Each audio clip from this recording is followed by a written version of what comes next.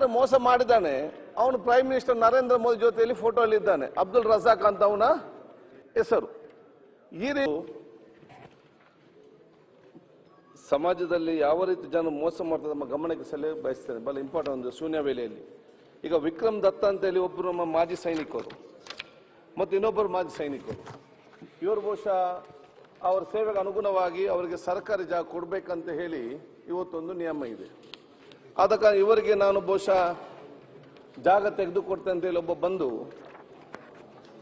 ಅವರಿಂದ ಸುಮಾರು 60 ರಿಂದ 70 ಲಕ್ಷ ರೂಪಾಯಿ ತೆಕ್ಕೊಂಡು ಅವರಿಗೆ ಆದೇಶ ಪತ್ರ ಕೂಡ ಕೊಡ್ತಾರೆ.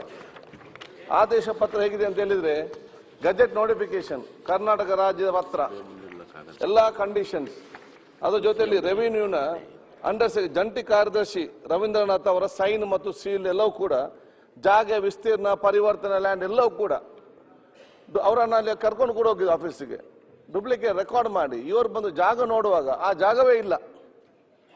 ಎಲ್ಲಿಯ ತನಕ ಮೋಸ ಆಗುವಂಥದ್ದು. ನಮ್ಗೆ ಅದಕ್ಕಿಂತ ದೊಡ್ಡ ಆಶ್ಚರ್ಯ ಏನು, ಯಾರು ಮೋಸ ಮಾಡಿದ್ದಾನೆ ಅವನು ಪ್ರೈಮ್ ಮಿನಿಸ್ಟರ್ ನರೇಂದ್ರ ಮೋದಿ ಜೊತೆಯಲ್ಲಿ ಫೋಟೋಲ್ಲಿ ಇದ್ದಾನೆ. ಅಬ್ದುಲ್ ರಜಾಕ್ ಅಂತ ಅವನ ಹೆಸರು. ಈ ರೀತಿ ಜನ ಮೋಸ ಮಾಡಿದಾಗ ಇವರಿಗೆ 3 ವರ್ಷ ಆಯ್ತು, ಅವ್ರ ಪಾಪ ಕಂಪ್ಲೇಂಟ್ ಕೊಡ್ಲಿಲ್ಲ. ಅವ್ರು ನಮ್ಗೆ ರಿಟರ್ನ್ ಕೊಡಿ, ನಮ್ಗೆ ದುಡ್ಡು ರಿಟರ್ನ್ ಕೂಡ ಕೊಡುದಿಲ್ಲ. ಇವನು ಮಾತನ್ನು ಕೂಡ ಕೇಳಲಿಕ್ಕೆ ಹೋಗುದಿಲ್ಲ. ಎಲ್ಲಾ ನಾಯಕರ ಪರಿಚಯ ಇದೆ ಇವನಿಗೆ. ಕಂಪ್ಲೇಂಟ್ ಮಾಡಿಲ್ವಾ ಇಲ್ಲಿಗೆ ಅಲ್ಲ ಪೊಲೀಸ್ ಸ್ಟೇಷನ್ ಯಾಕಂತ ಹೇಳಿದ್ರೆ ಇವರಿಗೆ ಕಂಪ್ಲೇಂಟ್ ಮಾಡಿದ್ರೆ ಇವರು ದುಡ್ಡು ರಿಟರ್ನ್ ಸಿಕ್ತಂತ ಇವರಿಗೆ ಗೊತ್ತಿಲ್ಲಲ್ಲ ಪಾಪ. ಅವ್ರ ಪಾಪ ಏನ್ ಮಾಡ್ಬೇಕು, ಸಾವು ಬಂದು ಕೂಗ್ತಾರೆ ನಮ್ಮ ಹತ್ರ. ಅವ್ರಿಗೆ 3 ವರ್ಷ ಟೈಮ್ ಕೊಟ್ಟಿತ್ತು, ನೀವು ದುಡ್ಡು ಕೊಡಿ ಅಂತ ಹೇಳಿ. ಇವತ್ತು ಏನ್ ಕೂಡ ಇಲ್ಲ. ಅವ್ರು ಹೋದ್ರೆ ಮನೆಗೆ ಲೆಕ್ಕಗೆ ತಗೊಳ್ಳೋದಿಲ್ಲ ಅಂತೆ.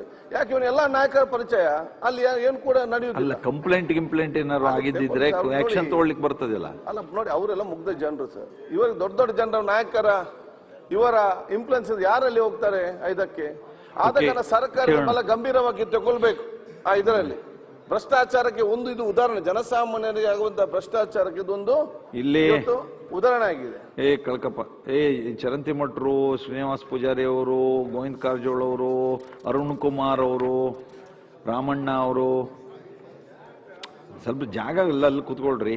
ಚರಂತಿ ಮಠರು ಆಮೇಲೆ ಮಾತಾಡ್ರಿ. ಮಂಜುನಾಥ್ ಪ್ರಸಾದ್ ನೀವೇ ಅವ್ರಿಗೆ ಹೋಗ್ಬೇಕಾಗತ್ತೆ. ಇಲ್ಲಾಂದ್ರೆ ಈಗ ಇಲ್ಲಿ ನಡೆಸ್ಬೇಕು ಬೇಡ, ಉಳಿದಿದ್ದೆಲ್ಲ ನೀವು ನನ್ನ ಹತ್ರ ಬೇರೆ ಇದೀರಿ, ಇಲ್ಲಿ ಇಷ್ಟು ಹತ್ರ, ದೂರಾರು ಇದ್ರದೊಂದು ಬೇರೆ.